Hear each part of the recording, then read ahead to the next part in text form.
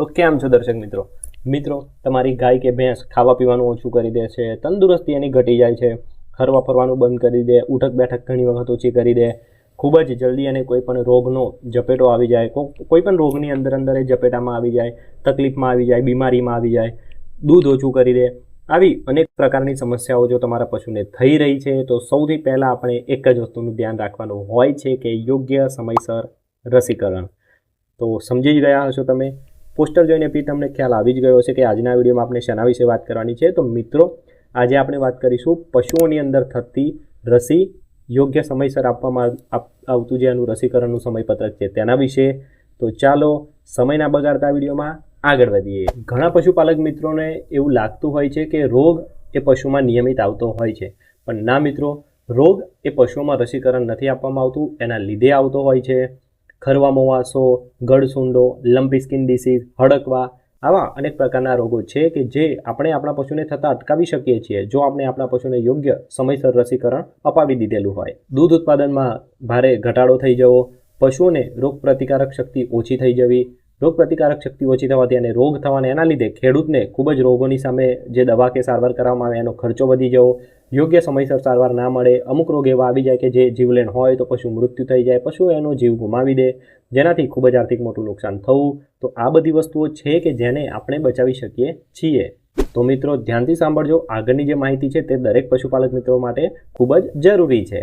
તો જે મિત્રો મને સૌથી પહેલી વાર જોઈ રહ્યા છે તેના માટે નમસ્કાર. હું છું ડૉક્ટર ભૌમિક પંચાલ, એક રજિસ્ટર્ડ વેટરનરી ડૉક્ટર. આપ જોઈ રહ્યા છો મારી યુટ્યુબ ચેનલ. સ્વાગત છે આપ સૌનું મારી યુટ્યુબ ચેનલમાં.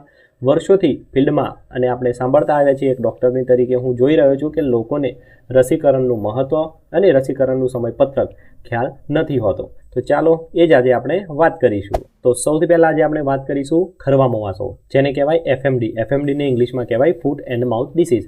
ફૂટ એટલે કે પગ, માઉથ એટલે કે મોઢું. ખરીઓમાં અને પગમાં જોવા મળતો આ રોગ. એફએમડીની સૌથી પહેલી રસી જ્યારે પશુ 4 મહિનાની ઉંમરનું હોય ત્યારે આપવામાં આવે છે. 4 મહિનાની ઉંમરે સૌથી પહેલી રસી આપી તેના બાદ દર 6 મહિને પશુને તેની રસી આપવામાં આવતી હોય છે. આ રોગમાં પશુના મોઢામાં ઘા પડે, ચાંદા પડે, મોઢામાંથી લાળ પડે, પગની અંદર ખરીઓ પાકે, ફોલ્લા થાય, જીવજંતુ પડે, લોહી નીકળે, ચાલવામાં તકલીફ પડે અને લગભગ દૂધ ઓછું કરી દે અથવા તો સદંતર બંધ કરી દે છે. તો ખરવા મોવાસો રોગના લક્ષણો છે. ઘણા પશુપાલક મિત્રોને ખબર નથી કે ગવર્મેન્ટ ઓફ ગુજરાત તરફથી એફએમડી એટલે કે ખરવા મોવાસાની રસી ઘરે ઘરે આવીને ફ્રીમાં આપવામાં આવતી હોય છે. તો સર્વે પશુપાલક મિત્રોને વિનંતી છે કે જ્યારે પણ આ રસી આપવા માટે આવે ત્યારે આ રસી પશુને અવશ્ય અપાવી લેવી. બીજા નંબરે આજે આપણે વાત કરવાના છીએ હેમરેજિક સેપ્ટિસેમિયા એટલે કે ગળફૂલો, જેને કહેવાય છે ગળસુંડો, સાંકળિયું, ગળેસી. આવા અલગ અલગ પ્રકારના આ રોગના નામ છે. ગુજરાતમાં અલગ અલગ પ્રદેશમાં આ રોગને અલગ અલગ નામ તરીકે ઓળખવામાં આવે છે.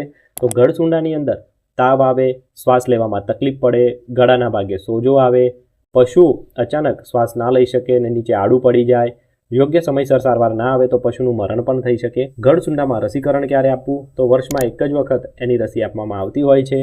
ખરવા મોવાસાની જેમ વર્ષમાં 2 વાર દર 6 મહિને નહીં પણ વર્ષે એક જ વખત ગળસુંડાની રસી આપવામાં આવે છે. અને યોગ્ય સમય છે જો સૌથી વધારે તમારે પ્રિફર કરવો હોય તો ચોમાસાની પહેલાં, વરસાદ આવતાની પહેલાં તમે આ રોગની રસી અપાવી શકો છો.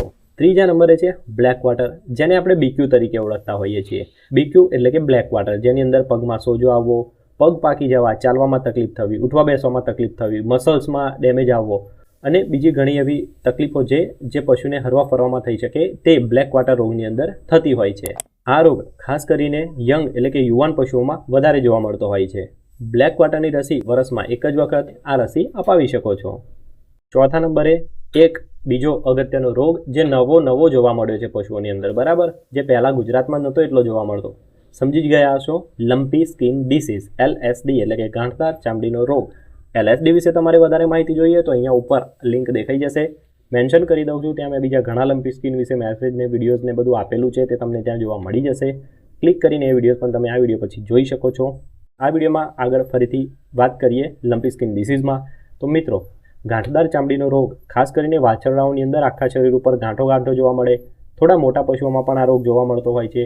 દેશી ગાયોમાં ખૂબ વધારે જોવા મળે છે અને એમાં તો ગીરમાં તો ખૂબ ખાસ કરીને જોવા મળતો હોય છે. ગોદડીના ભાગે સોજો આવવો, આંખમાંથી પાણી ટપકવું, મોઢામાંથી લાળ પડવી, પાછળના અને આગળના પગમાં ખૂબ જ સોજો આવી જવો, પશુને ઉઠવા બેસવામાં તકલીફ પડવી, જલ્દીથી જો ગુમડાઓમાં જે ફોલ્લા પડ્યા છે એમાં રૂજ ના વળે તો ચાંદા પડી જવા, અંદર લોહી નીકળી જવાથી, માખો બેસવાથી જીવડા પણ પડી શકે છે. યોગ્ય સારવાર સમયસર ના મળે તો પશુનું મૃત્યુ થઈ શકે છે, દૂધમાં ઘટાડો થઈ શકે છે, પશુપાલકની તકલીફો વધી જતી હોય છે, સારવારની અંદર ખૂબ જ ખર્ચો વધી જતો હોય છે. તો આ બધા લક્ષણો છે કે જે ગાંઠદાર ચામડીનો રોગ લમ્પી સ્કિન ડિસીઝની અંદર તમને જોવા મળતા હોય છે. લમ્પી સ્કિન ડિસીઝની રસી વર્ષમાં એકવાર પશુને મૂકવામાં આવતી હોય છે. લમ્પી સ્કિન ડિસીઝની રસી તમારા પશુને તમે કોઈપણ ઉંમરે મુકાવી શકો છો. 5મા નંબરે ખૂબ જ અગત્યનો રોગ ચેપી ગર્ભપાત. ચેપી ગર્ભપાત એટલે તમે સમજી ગયા હશો કે બ્રુસેલોસિસ એક પશુમાંથી બીજા પશુમાં ખૂબ સારી રીતે ફેલાઈ શકે.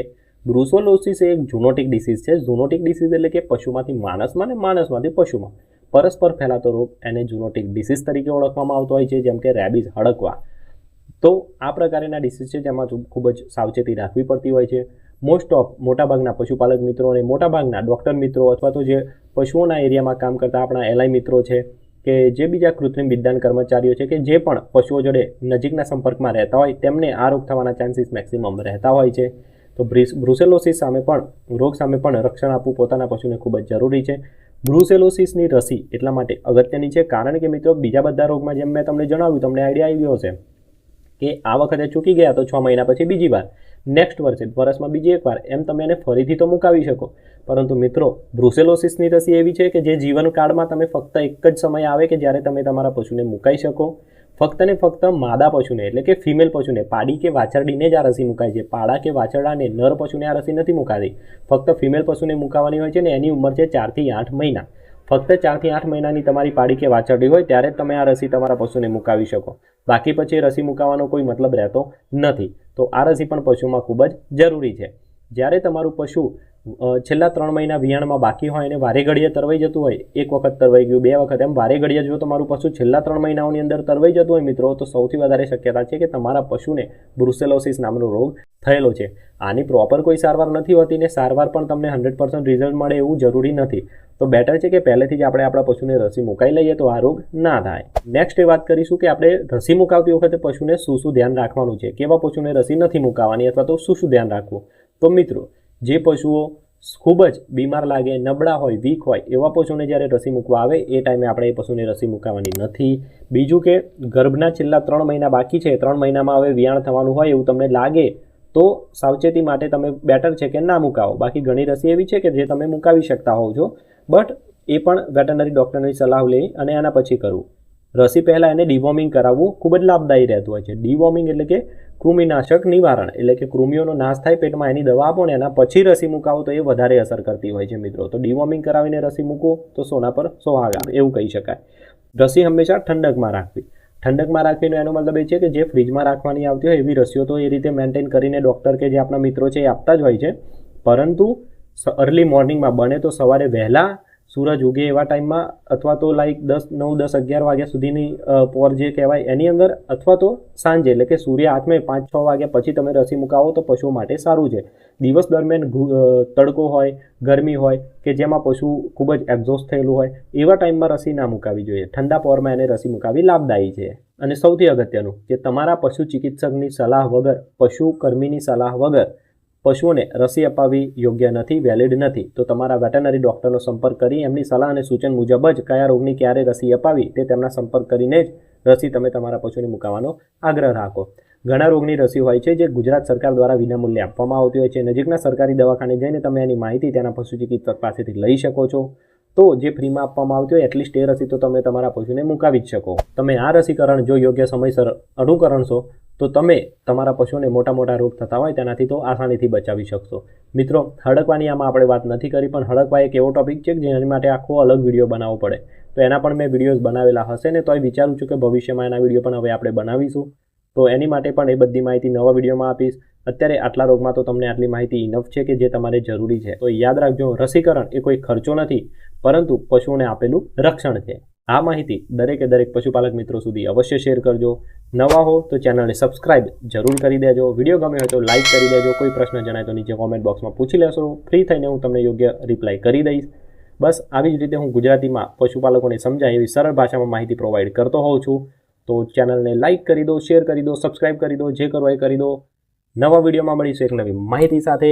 ત્યાં સુધી મિત્રો, જય હિન્દ, જય ભારત.